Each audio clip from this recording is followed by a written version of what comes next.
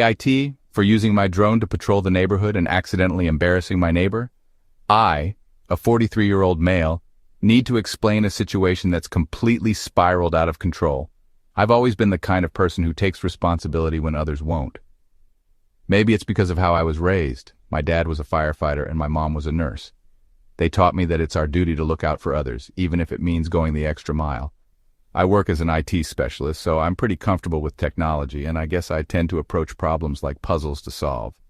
I've lived in my neighborhood for 8 years with my wife, Emily, and our 2 kids, a 14-year-old daughter and a 10-year-old son.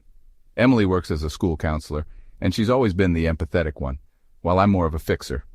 When something's wrong, I jump into action, even if it's not technically my problem to solve. Our neighborhood is mostly quiet and friendly, but the uptick in petty crimes lately has put everyone on edge. Package thefts, car break-ins, it's nothing major, but it's enough to make people uneasy.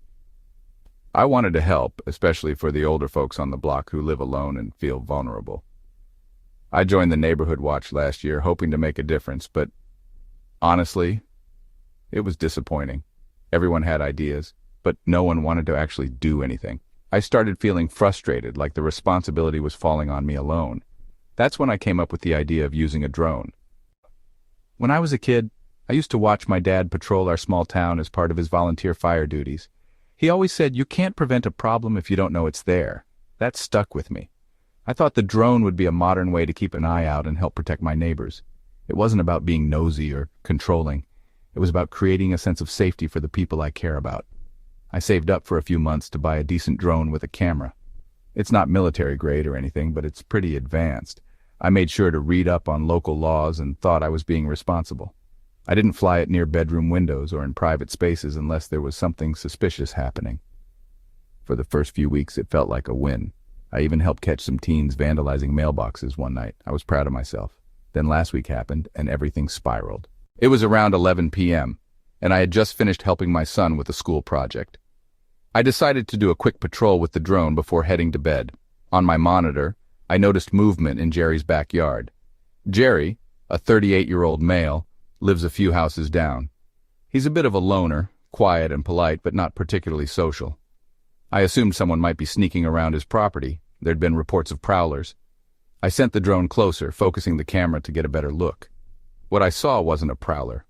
It was Jerry, in a neon green leotard, dancing, and I mean really dancing. He had headphones on and was completely in the zone. Pirouettes, high kicks, some kind of interpretive freestyle that would have put any Broadway audition to shame. I froze. I didn't know what to do. My first instinct was to take a screenshot in case it was something I needed to report, but as I backed the drone away, it made a buzzing noise. Jerry looked up, his eyes locking directly onto the drone. His expression went from shock to sheer humiliation in seconds. He bolted inside, and I steered the drone straight home, my hands shaking. The next morning, Jerry showed up at my door, visibly angry. He was holding a printed screenshot of himself mid-dance, a screenshot I had taken.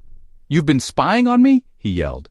I stammered, trying to explain. "No, Jerry, it's not like that. I thought—" "You thought what? That I was a criminal? This is my backyard. You had no right."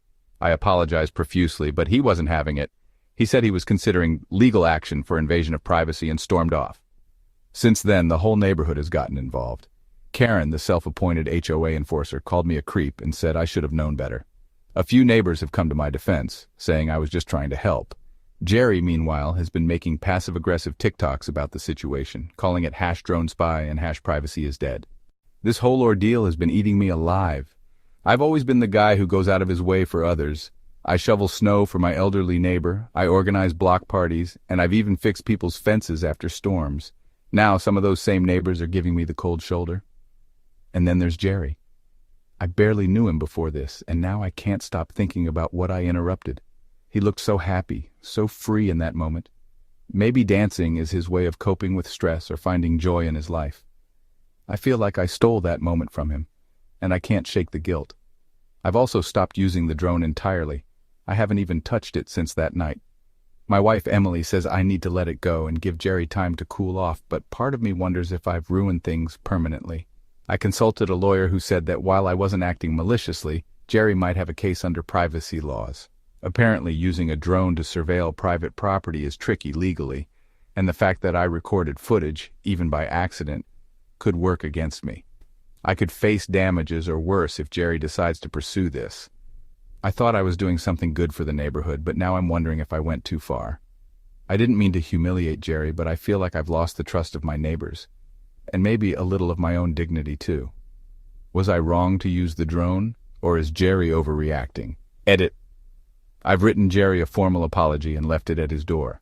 I haven't heard back, but I'm hoping we can at least clear the air.